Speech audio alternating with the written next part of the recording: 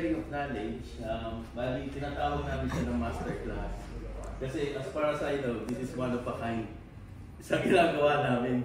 So yun nga, katulad na sinasabi ni Sir Ronald kanina, phase 1 to, phase 2 is papasok namin sa embassy para magkaroon tayo ng representation din as part of cultural heritage.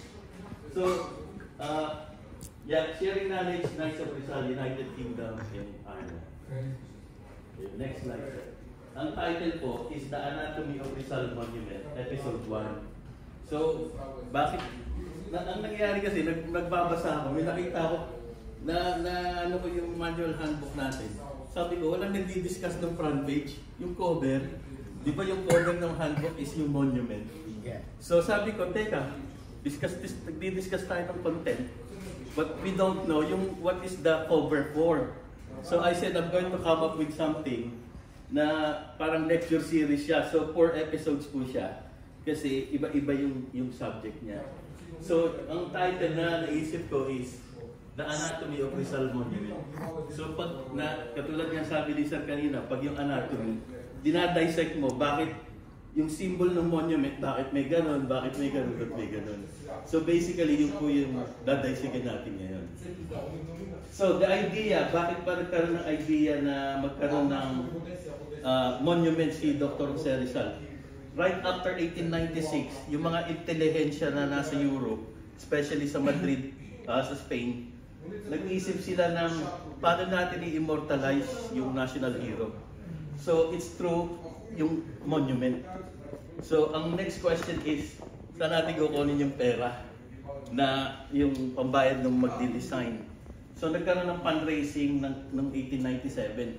Kasi kung matatandaan nyo, 1896 siya namatay, di ba? December 30. So nagkaroon ng competition, yung tinatawag na sculpture international competition na was held in 1907. Kung titignan mo, 10 years after nag-fundraising sila. 10 years bali siya. Next slide, sir. Tapos, so nagkaroon ng fundraising, nagkaroon ng parang marketing na we want someone to design yung monument sa national hero ng Pilipinas. Noong January 8, 1908, they announced the first prize winner. So, ang mga judges ko si Governor General James Smith, kasi at that time, di ba, ano na siya? Philippines, American Commonwealth na. Tapos si John MacLeod, puro mga Amerikano na. At saka si Maximo Paterno. So, ang first prize winner is si Carlo Nicoli of Carrara, Italy. For his scale plaster model titled Al Martir di Bagong Bayan. So, siya yung nanalo. Sa out ng 40 na entries, siya yung na first prize si Carlo Nicoli. Nanalo siya ng 5,000 pesos as first prize pot money niya. At that time, malaki na yun, di ba? Kasi nung bata tayo, 5, medyo malaki na, di ba? Marami ka na nabibili. So, pero kaya lang, may controversy na nangyari. As the contract, to construct yung Rizal Monument, yung Nicoli model, hindi in-award sa kanya dun sa second prize winner. So, kumbaga parang nagkaroon na politika. So actually, yung nasa luneta ngayon is yung Kisling model. Yung tinatawag yan, ang nanalo yung second prize winner yung sculptor na Swedish, si Richard Kisling, yung tinawag niya na Motto Stella, which is the guiding star. Yun yung nakapicture doon sa natin handbook, Knights of Rizal handbook. So, bakit hindi in-award kay Nicoli yung pera? So, ito yung dahilan nila. Kasi si Nicoli daw was not able to give the required performance bond of 20,000 for the restoration of the monument's construction. So, hindi niya na-produce yung bond para gawin yung monumento. Pangalawa, he did not show up dun sa designated date for the signing of the job contract. So siya yung nanalo, kaya lang kulang sa execution. Kaya lang, ang malabo is, you prepared so much for that. Di ba? Dapat prepared ka rin sa ganito. So sa tingin ko na politika to. Tapos thirdly, Kisling construction quotation was lower than that of Nicoli. So sinasabi nila, mas mababa daw yung niya. yung quotation niya kaysa doon sa first prize winner. So kaya sa kanya in-award.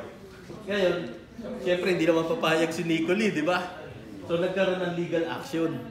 Tapos sumama din yung press, nakibash din doon sa sa issue. A complaint was filed by Nicoli through the courts of justice. The press joined in by bashing the decision kasi sinasabi nila na unfair yung decision. Kaya nga nagkaroon ng satirical cartoon na nilabeled nila na Bulgar e Tosco, meaning lousy, as the constituents of the jury of awards were not meritorious and commendable. Kasi yung mga judges, walang artists, walang architects, walang engineers. So how would they know na mas better yung isa doon sa isa? So, but, I mean, the complaint was dismissed. So, therefore, Nicoli's Rizal Monument was never built. Pero ang tanong, is that true? So the next slide will tell us na fortunately not. Yung first prize winner in 1928, yung mayor ng Baliwag, Bulacan, si Pedro Mateo, inumission niya yung Filipino artist na si Ramon Carrion to redesign the existing Rizal Monument doon sa Baliwag. So may existing ng Rizal Monument doon sa plaza nila. So yung Nicoli design, parang inano lang niya tinweak niya. Yung design na Al Martir de Bagong Bayan, but with the twist of adding 3 new pictures. So ito na yung anatomy of Rizal Monument, the first one.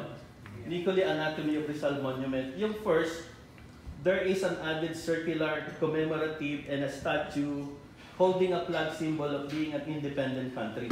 So di ba ang statue, makikita niyo mamaya sa picture, may babae doon na may hawak na flag. So ang ibig sabihin ng symbol ng independent country. Kasi if you have the flag, that means you are a sovereign nation. Tama? Kasi republic eh. Tapos, in a bolo knife, symbol of perseverance and struggle to attain yung sovereignty. So, di ba yung katipunan pakikipaglaban? Yun yung symbol ng itak.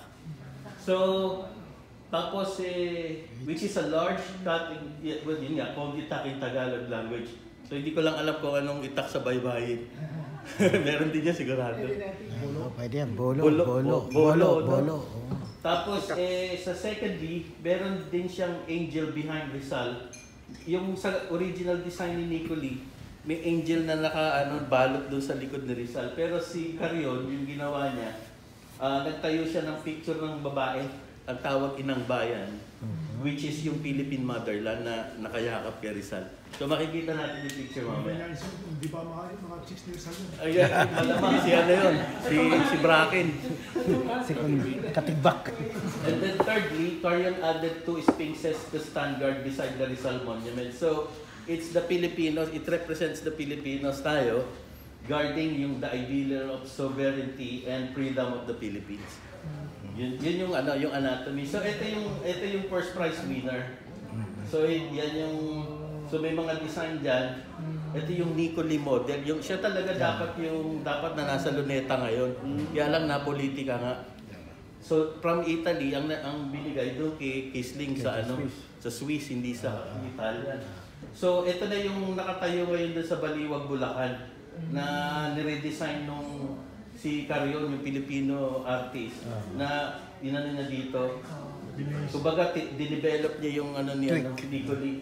So makikita mo, may ito si Rizal, di ba? May nakayakap na babae. Yun yung Inang Bayan. Patay tayo. Ito, ina-anatomy na natin yung monumento. So yun yung Inang Bayan. So yun yung motherland, which is the Philippines. Sa ibaba, may babae din. Ayun, hawak-hawak niya yung flag. Babaero pala si Rizal. Oo nga, puro babae nga. Ito baka lalaki na yung nasa dito. So, ito yung flag nga, yun nga, because of, di ba, siya, kumbaga may Philippine sovereignty tayo. Tapos yun yung itak yung bolo na struggle to attain yung independence.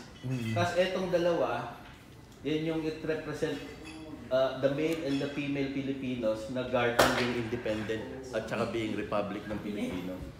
So yan yung first history, no? Dapat yan yung nakatayo din ngayon sa Luneta pero hindi siya. Kasi nga napolitika siya. Pero at least makikita niyo siya sa Bagong Bayan. Ay sa Baliwag, Bulacan. Yun, tapos next, I think that's it. Ayun, ang conclusion is, it is a very noble idea to conceive, to immortalize the heroism of Dr. Jose Rizal.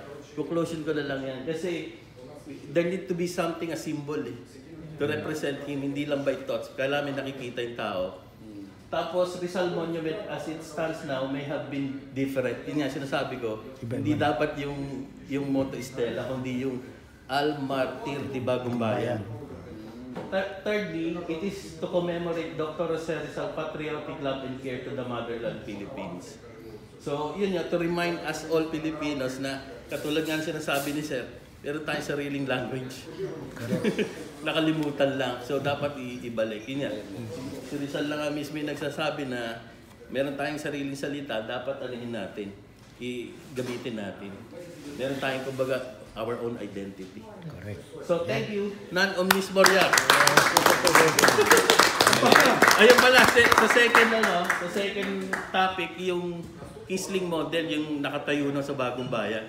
Dadaisikin natin from top to bottom yung monument. Anong ibig sabihin nun? Ayos. Salamat po.